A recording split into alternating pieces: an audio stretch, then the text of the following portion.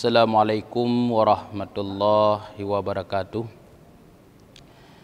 Hamdan syukuralillah, salatan wa salaman ala rasulillah wa ala alihi wa sahbihi wa mawalah. Amma ba'du. Pemirsa Aceh TV dimanapun Anda berada, suatu ketika Abdullah bin Umar berjumpa dengan Rasulullah sallallahu alaihi wasallam.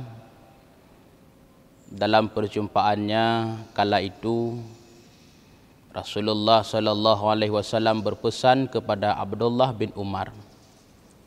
Seraya beliau menepuk pundak Abdullah bin Umar, Rasulullah berpesan, "Ya Abdullah bin Umar, kun fid dunya ka'annaka gharik." Wahai Abdullah bin Umar, jadikanlah kehidupanmu dalam dunia ini ibarat kehidupan seorang dalam perantauan. Artinya, dunia hanyalah sementara. Siapa saja suatu saat akan kembali ke kampung halamannya. Maka raja-raja tempo dulu, mereka yang begitu sombong, yang seakan-akan kehidupannya kekal abadi di dunia. Kesombongan Fir'aun sampai dia mengaku dirinya ana rabbakumul a'la. Dia berani dengan lantangnya mengaku dirinya sebagai Tuhan bagi tentaranya dan bagi pengikutnya. Begitu juga kesombongan Qarun dengan harta yang dia miliki begitu banyak, gudang perhiasan yang begitu besar, bahkan kunci gudang pun terbuat daripada emas. Kesombongan Qarun dengan hartanya, tetapi Allah binasakan begitu saja.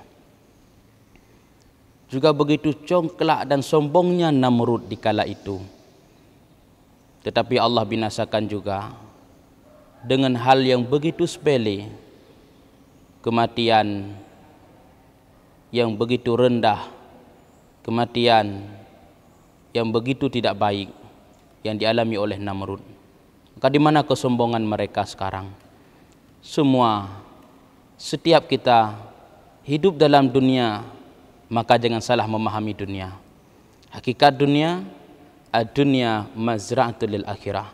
Dunia adalah tempat kita bercocok tanam sebagai modal untuk kembali kita nantinya kepada Allah Subhanahu wa taala.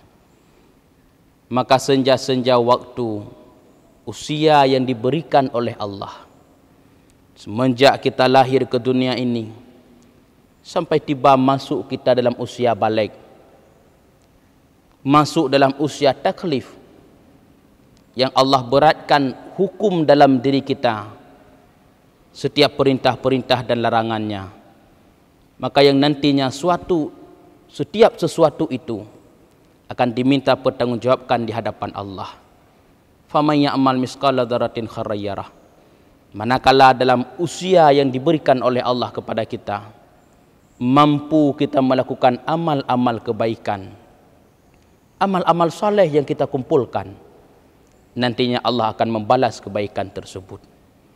Begitu juga sebaliknya, bila dengan kesehatan dan usia yang diberikan oleh Allah, malah murka kita kepada Allah, malah dengan usia itu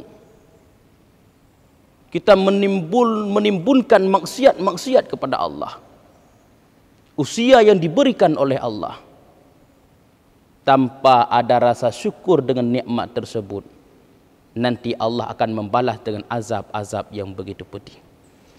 Makanya dalam kehidupan kita hari ini, selagi nyawa masih terkandung dalam badan kita, kesempatan masih diberikan oleh Allah. Fastabiqul khairat. Berlomba-lombalah dalam kebaikan untuk modal kembali kita kepada Allah Subhanahu wa taala. Bukankah Rasul pernah berpesan kepada kita? Apa kata Rasulullah? Tatbi'ul maitah salasah.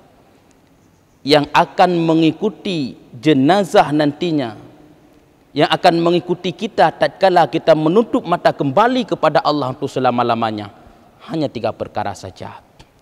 Fayarji'u isnani, 2 daripada 3 itu akan kembali. Wayabqa wahidun, 1 yang kekal. Maka 3 perkara yang mengikuti nantinya dikala kita kembali kepada Allah. Ahluhu wa maluhu wa amaluhu. Yang pertama yang akan mengikuti kita adalah ahluhu, ahli keluarga kita, sanak famili kita.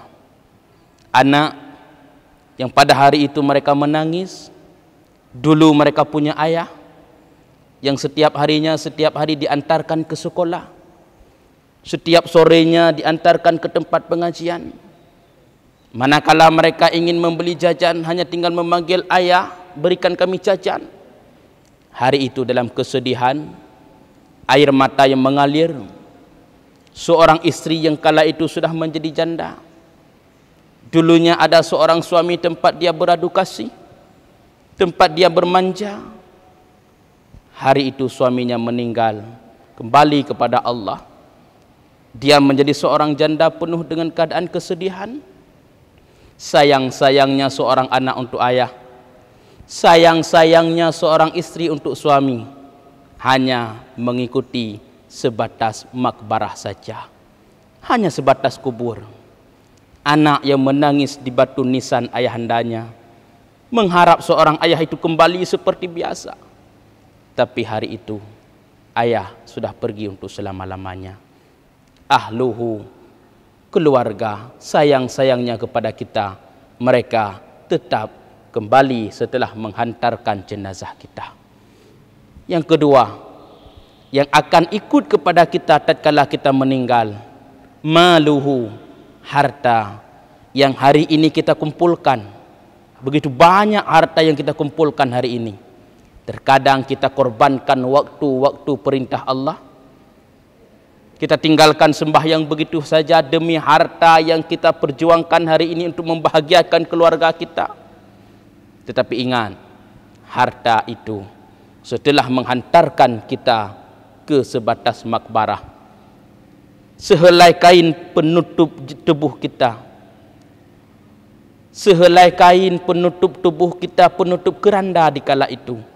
Begitu jenazah dimasukkan ke dalam liang lahat, semua itu disimpan, diambil, dibawa pulang. Harta pulang, keluarga pulang.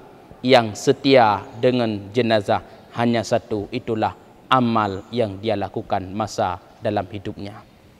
Bila hari ini kita beramal amal yang soleh, sungguh begitu kita kembali kepada Allah, mulai di alam barzah akan bahagia, dan hingga akhirnya nanti dibangkit di yaumil qiyamah, kita akan menjadi penghuni surganya Allah Subhanahu wa taala. Pemirsa, mari selagi Allah memberikan kesempatan dalam kehidupan kita, fastabiqul khairat, berlomba-lombalah dalam kebaikan. Persiapkan amal yang banyak karena perjalanan kita jauh. Mudah-mudahan nantinya dengan amal yang kita lakukan hari ini, kita akan menjadi insan yang bertakwa kepada Allah dan akan menjadi penghuni surganya Allah. Amin ya rabbal alamin. Sekian, billahi taufiq wal hidayah. Assalamualaikum warahmatullahi wabarakatuh.